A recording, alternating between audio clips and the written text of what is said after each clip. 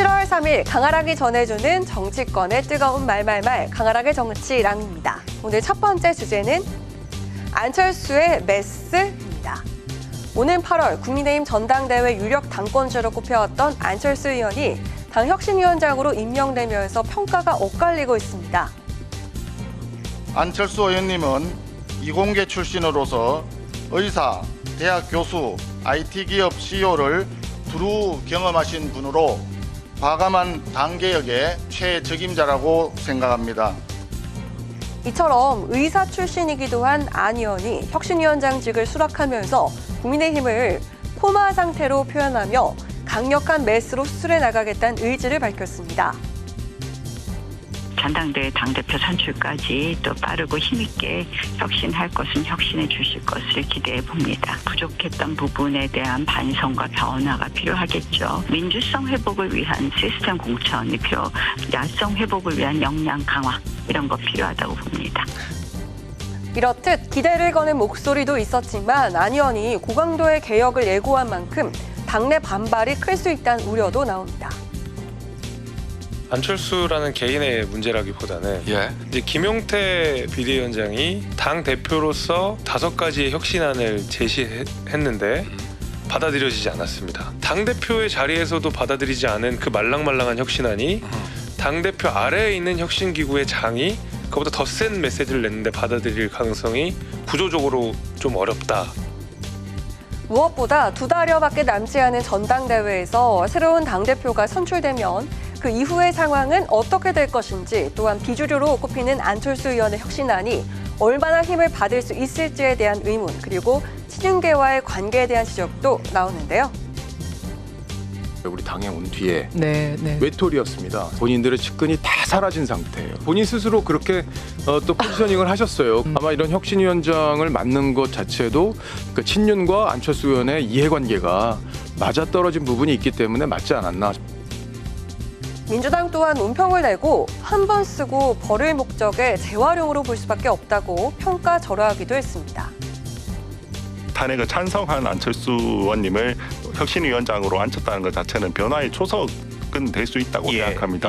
꼭 혁신안으로 담아야 하실 것 중에 하나가 중진 선배들의 저는 차기 총선 불출마 정도는 담으셔야 국민들의 눈높이에 맞는 정말 변화와 반성이라는 걸 우리가 설득할 수 있다. 대선 패배 이후 눈에 띄는 변화를 보이지 못한 국민의힘, 이에 칼을 들겠다고 선언한 안철수 의원의 혁신안이 과연 새바람을 일으킬 수 있을까요?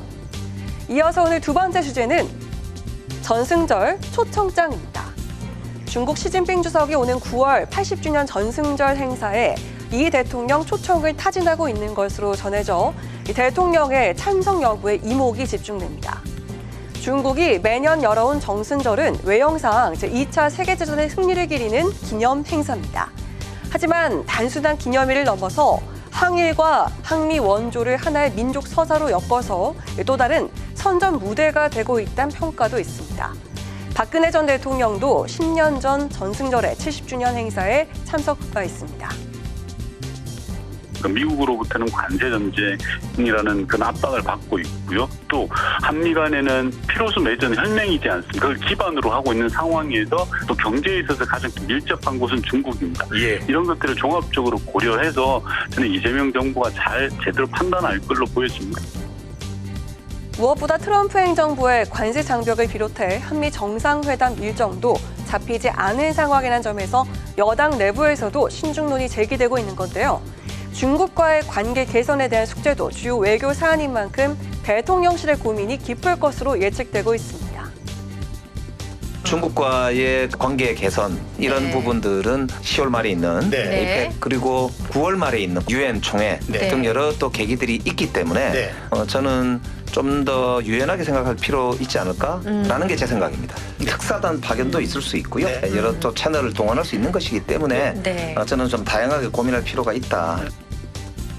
한동훈 전 대표를 비롯해 국내임 역시 논평을 내고 이 대통령의 전승절 참석을 제거해야 한다면서 반대 의사를 밝혔는데요.